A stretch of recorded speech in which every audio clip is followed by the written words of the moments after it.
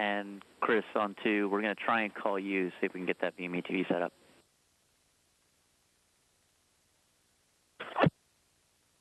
Okay, yeah, it just says whenever I try to call BME TV, it says just unable to take your call.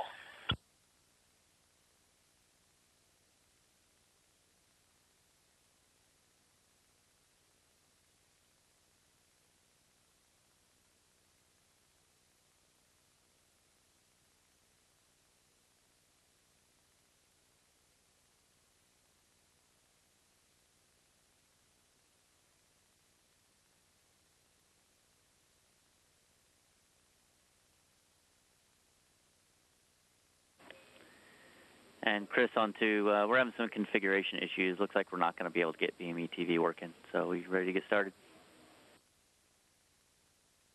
No worries, I'm ready to get started. Station, this is Houston. Are you ready for the event? I'm ready for the event. Looking forward to talking with everybody. Houston ACR, this is Mission Control Houston. Please call station for a voice check. Station, this is Houston ACR. How do you hear me? I hear you loud and clear. How me? I got you loud and clear. Please stand by for opening remarks. Hi, my name is Adrian. Hello, I am Scott Voico, the proud principal of Lake County's largest K-8 school, Aurelia M. Cole Academy, home of the Trailblazers. And I am Claudia Botero, one of the science teachers here at ACA. And we are honored to welcome you to the NASA Downlink, where our Aurelia Cole Academy Trailblazers and our friends at South Lake High School get to ask questions to the astronauts aboard the International Space Station. We hope this experience inspires students from all backgrounds to see that careers in STEM are within reach. And now, here's our first question. Hi, my name is Adrian, and my question is, if it's always dark in space, how do you know it's wake-up time or bedtime?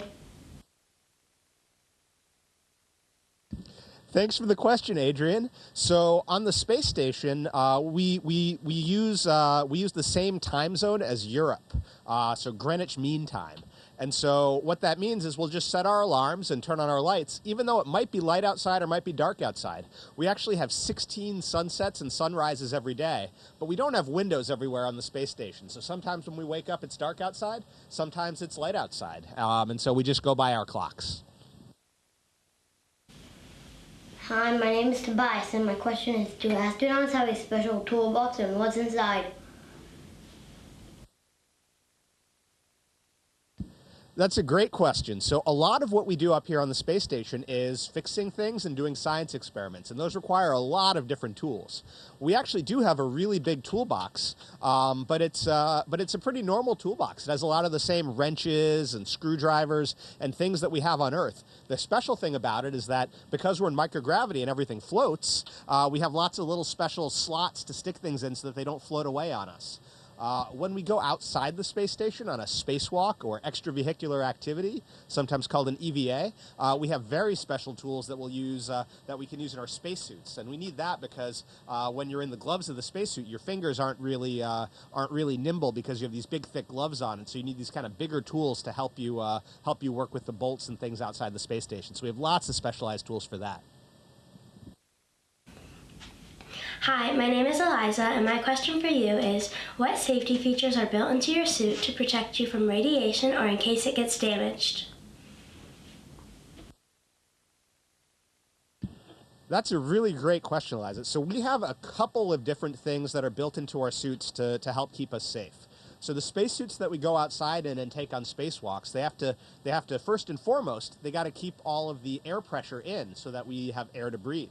And so they have a really thick layer of polyurethane that is used to it kind of inflates almost like a balloon. And on top of that, we have layers of something called multi-layer insulation. And so these are sort of layers of fabric and temperature insulating materials, because when you're in the sun outside, it's actually pretty hot, a couple hundred degrees Fahrenheit. And when you're in the dark, it's actually really, really cold. And so we need to be protected from the heat changes when we go from sun to shade.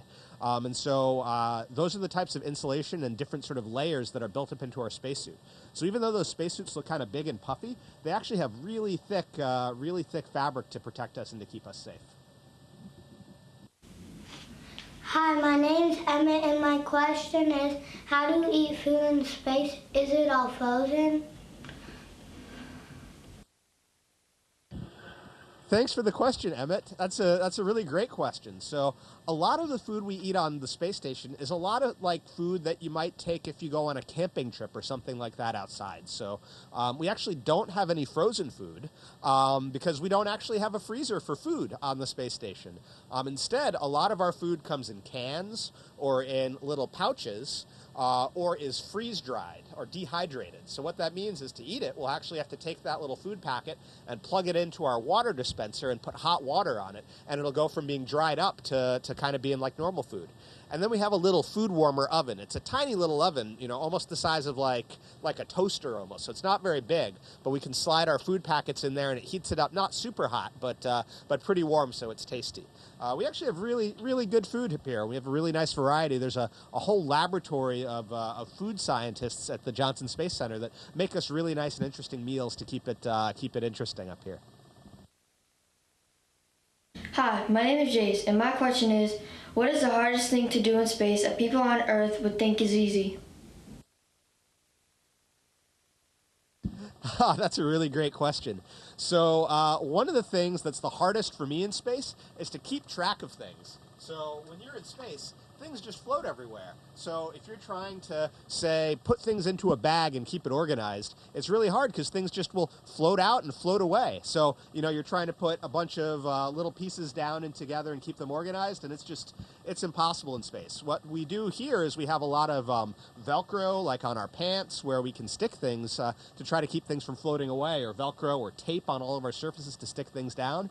But I've lost, this is a water drink bag, and I've had, you know, times where I put this down in front of me and then go do some work, and then it's floated away, and it takes me days to find it. Hi, my name is Emma, and my question is, how does the work of earlier astronauts influence the way you think about your mission today? That's a really great question. I mean, in spaceflight, we often like to think that we're making giant leaps towards the future, but really those giant leaps are made by a lot of incremental steps along the way. And so, you know, we just had this really fantastic mission where 4 of my friends went out and flew around the moon for the first time in a long time. And, you know, that mission seems like a giant leap, but all of our missions up until that point have been steps helping us to get there. And so, you know, what I think about is, you know, I think about the astronauts that really pioneered spaceflight, and we're really standing on their shoulders and making the next set of steps to get us even further and further out into the solar system. So I feel really honored and privileged to be a small part in helping push us further and further out into our exploration of the universe.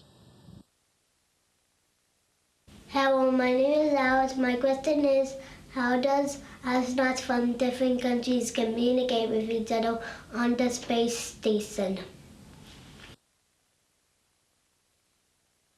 That's a really great question, because this is the International Space Station, and we have a whole bunch of different countries that have all come together to help make this space station work.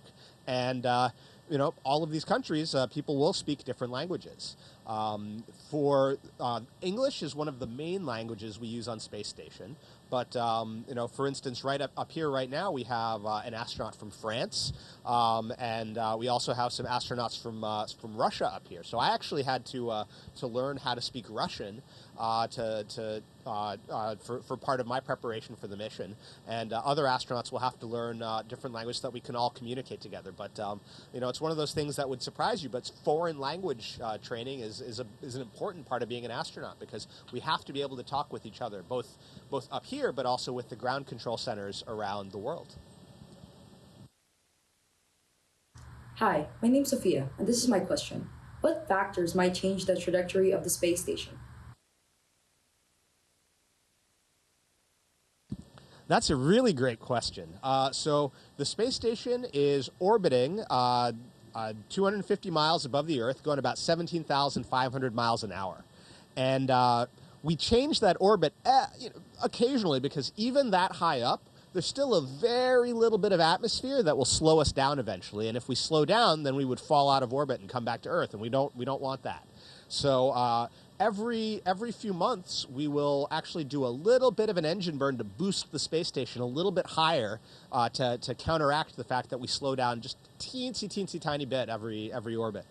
The other thing that causes us to change our position or how we orbit is if there might be some space junk in the way.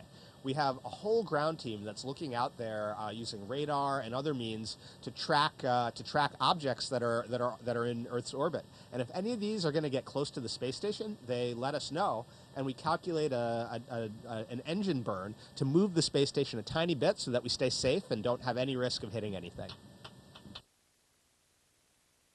Hi, my name is Jameer, and my question is there a particular experiment or daily habit that helped you create a sense of normalcy while you float so far away? That's a great question. It's really important to feel like things are normal, even though this is a pretty unusual place to be. There's a couple things for me that help create a sense of normalcy or help create a sense of routine. I think every morning having a little bit of breakfast and having a cup of coffee and catching up on the news of the day type of the thing is helpful for me to feel like I'm back at home.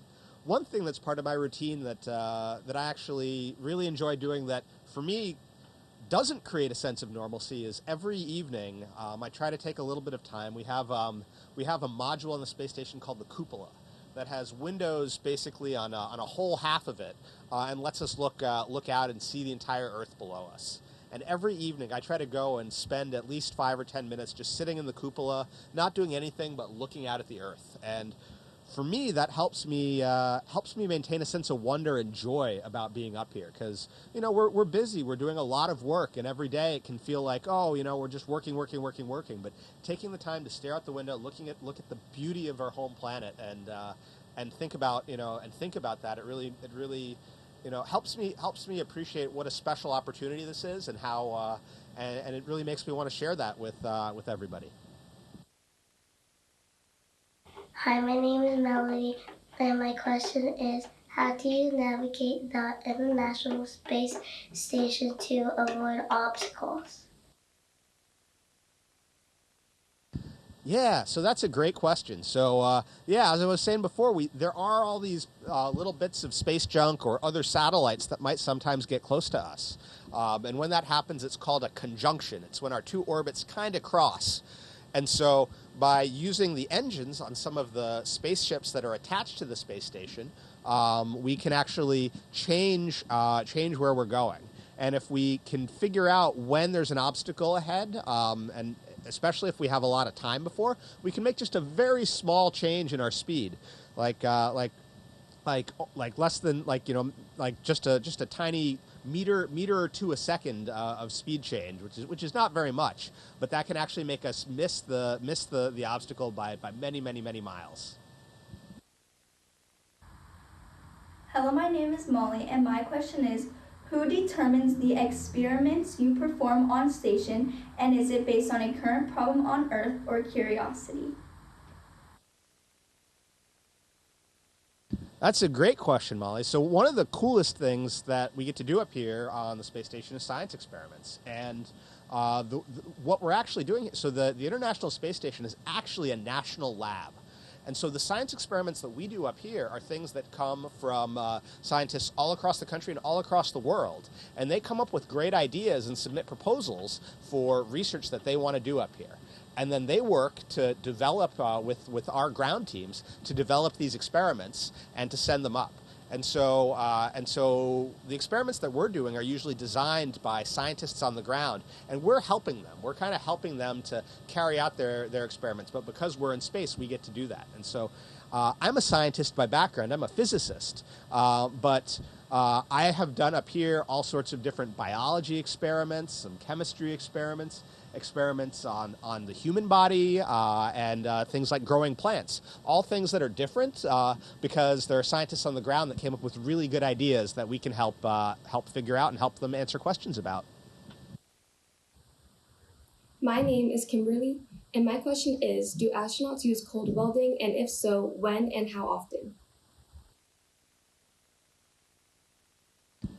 Oh, that's a really great question. So cold welding is definitely something that can happen in outer space and in the vacuum of space. And that can happen when you have metals that are in space without any oxygen, and they can actually like stick to each other really hard. That's something that sometimes in like satellites we really want to avoid happening by accident when we don't want it to happen. On the space station, we don't actually do welding all that much of any sort. There have been a couple experiments where people have looked at welding. I think maybe like 2 or 3 times that people have experimented with welding up in space. But one thing we do have that we have been doing some experiments with recently, which is kind of like that, is actually 3D printing. When we further exploration going, back to the moon and onto Mars, we're not necessarily going to have all those specialized tools in our toolbox that we might need when something breaks. And so being able to use things like 3D printing to build tools, which is kind of like welding, we can actually prepare ourselves for further exploration into the solar system. Hi, my name is Carrie, and my question is, what is the most important message for humanity to understand about space? That's a really important question. I really appreciate you asking it. I think that space exploration, to me, it really represents our desire to explore and to understand and to go beyond what we know. And I think the thing that space exploration has shown us is that when we do this together, when we all work together, all of us, both in our country and internationally, we can do incredible things like build the space station up here. And I think that there is a lot that we have to strive for in terms of exploration. It's so exciting to think that we could be going back to the moon and even be going on further, and that the way to do that is together. Hi, my name is Violeta, and my question is, if you meet your 15-year-old self, what will you tell them about being on the space station? Oh, that's a great question. So I wanted to be an astronaut ever since I was a little kid. But I think by the time I was about 10 or 11, I said, that's not a real job that I can do. There aren't really many astronauts, and it's so hard to be an astronaut that there's no way I'll do that. But I kept dreaming about that. And so I think what I would tell my 15-year-old self is that to keep dreaming and to keep following your passions, right? I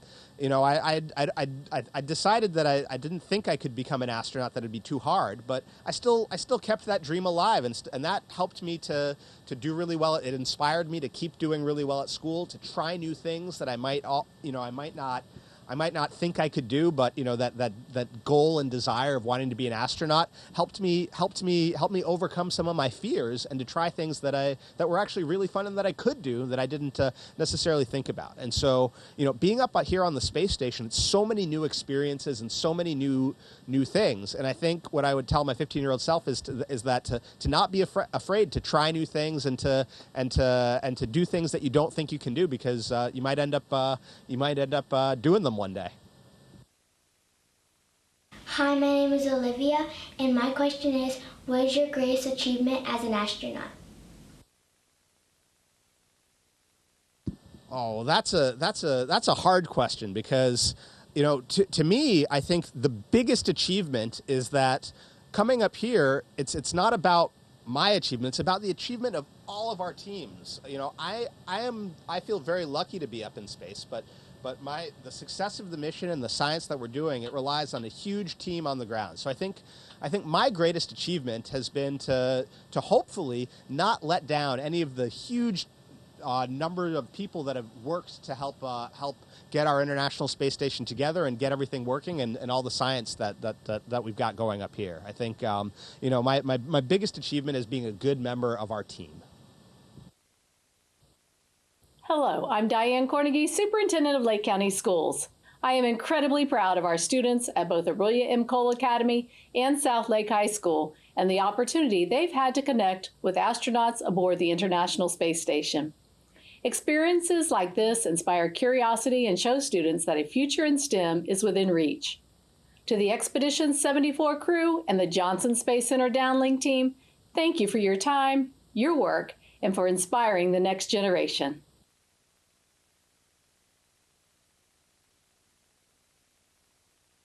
It's been an absolute pleasure speaking with you, and I really appreciate all the questions. Thank you guys so much.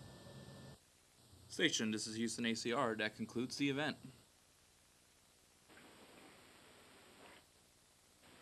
Thank you to all participants. Station, we are now resuming operational audio communications.